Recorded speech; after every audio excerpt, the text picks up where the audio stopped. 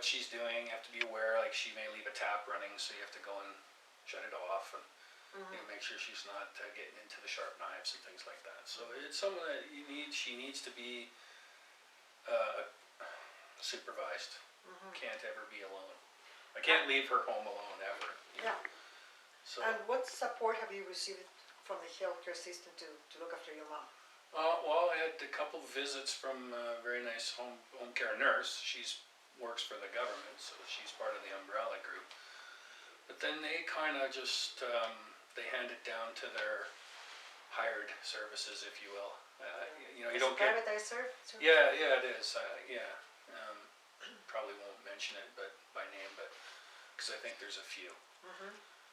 But it's a very big company, and they're very attentive. They would phone a lot and try to work to find someone who could do it. We got authorized for an unusual amount of time because usually what they call companion care is a very short period of time, like maybe 3 hours a week. And I said to him, well, 3 hours is a lot closer to zero, and there's 168 hours in a week, so 3 hours you might as well not do it. Yeah, someone coming in. Yeah, someone to come in and keep her company while I may go walk around the block or something for a couple hours. I mean, you can't really go work for 3 hours a week. You can't arrange that. So it was just a break. But because of Mom's severity, I got authorized for basically 2 times 8 hours, so 16 hours. And however we would break that up, we had an unusually high authorization. So when it goes into the hands of the company, they have their issue finding staff, first of all, that can do it. So they arranged for Tuesday, Thursday, which clashed with our day support program, which is also arranged by home care. But I take her to a nursing home, and they have a day program. It's much like daycare, really. And so they were scheduling it on the same day. And I said, well, that's not going to work. Can you do Wednesday and Friday maybe, so that Tuesday, Thursday are open? What sort of care would you expect to have from them? What would you look, to having that sort of support from the health system? I've certainly had a lot of time to ponder that. If you think of what I actually do here, and for someone to just replace me to do that, that means everything. That means anything that you can imagine that has to be done in a household with an advanced dementia patient. So you have to clean the house. Do you have to wash your mom, take a shower, take her out, feed her, fix the plumbing, drive her, clean the sidewalks, do the laundry, cook, clean, make sure she goes to bed, and then when she wakes up in the middle of the night, which is very common at her level, you have to wake up because she may wander out the door and down the street. So you have to be ready to be on it 24/7. So in order to find some kind of reprieve from home care or healthcare system, they would have to pick up somewhere some of those tasks.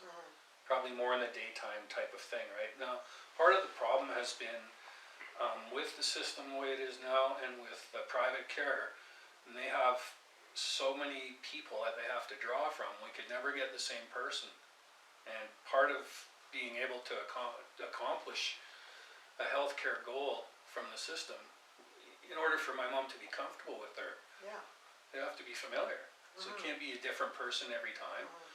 And we tried to find someone that could do it Wednesday and Friday. It was not possible, so we had one person coming Wednesday, one person coming Friday.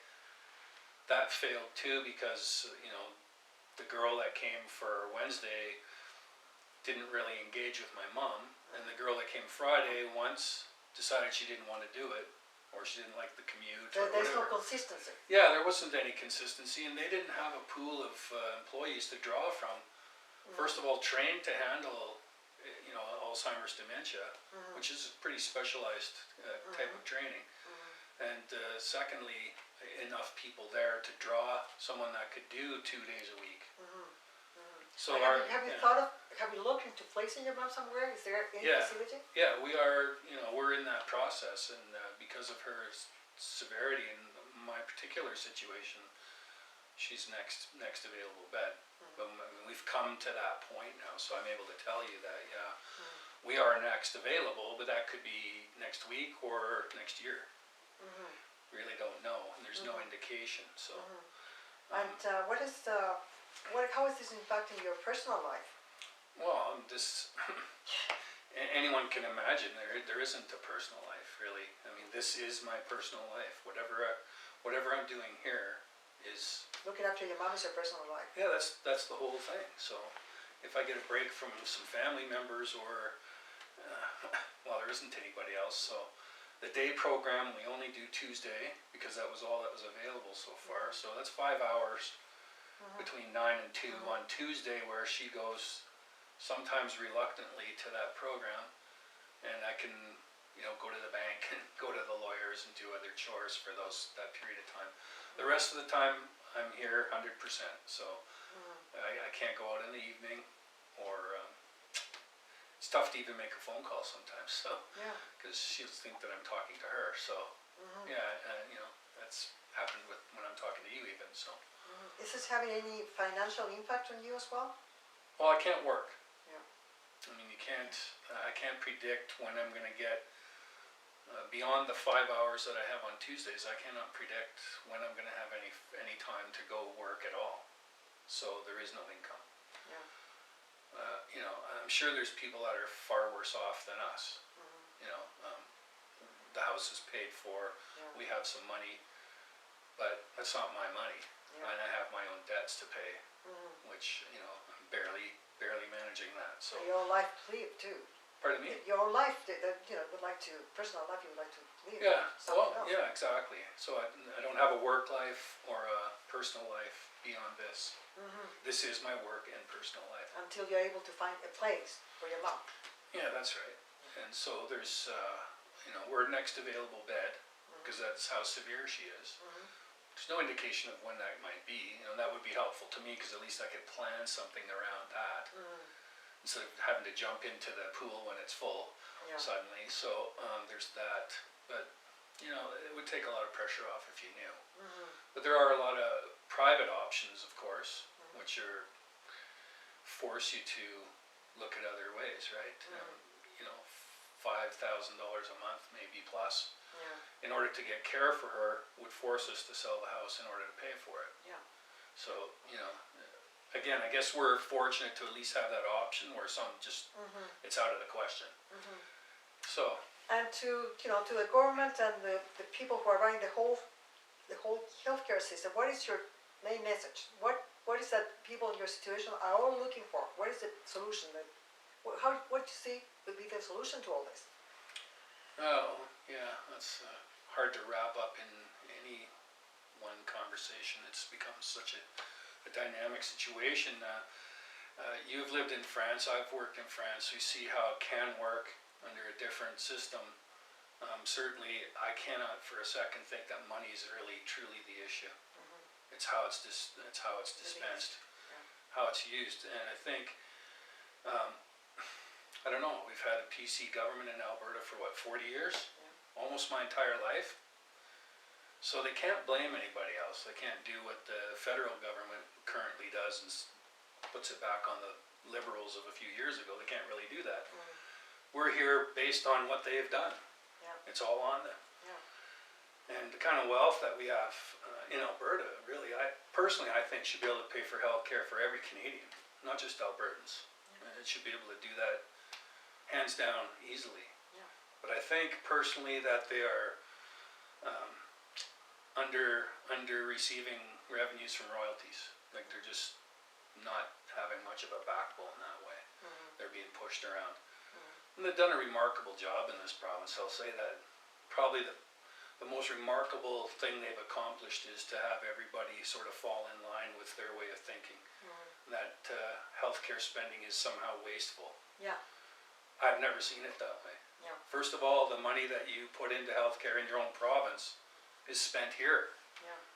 The doctors and the nurses and all the other staff that get paid, they take that money home and they buy houses here and they live here and they spend it here. So it's not really disappearing.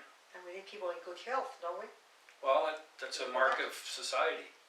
Right? Do Any civilized society, you would think, especially one that has been made to believe, that we're so benevolent here, and we can look after our own citizens.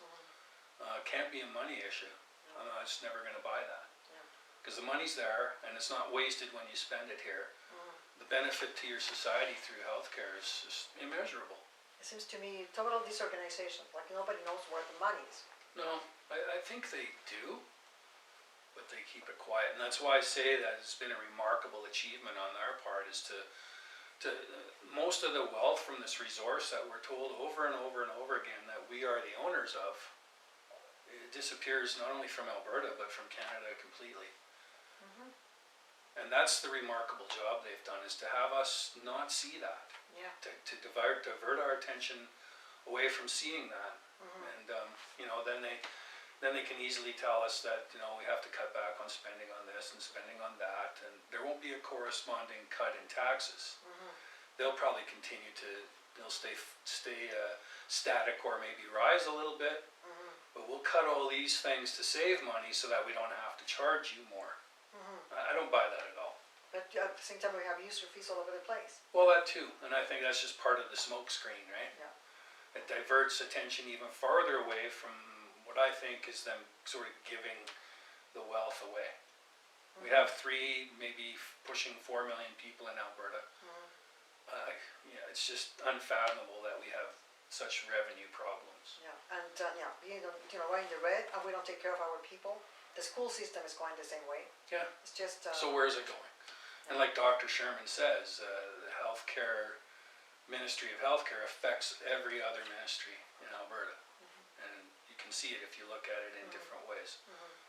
I've always been a bit of a skeptic when I hear the politicians speaking at the pulpit. I listen to what they say and I think, well, it must be something other than that. And I find that's getting pretty boring, long in the tooth, and we definitely need some changes. That's what I think Dr. Sherman is going to bring. That's why I follow him. Yeah, me too. Okay, That's Paul, why I want to thank you for the interview. Yeah, great. Okay, thank you very much. Thanks, Fran. Bye. Bye.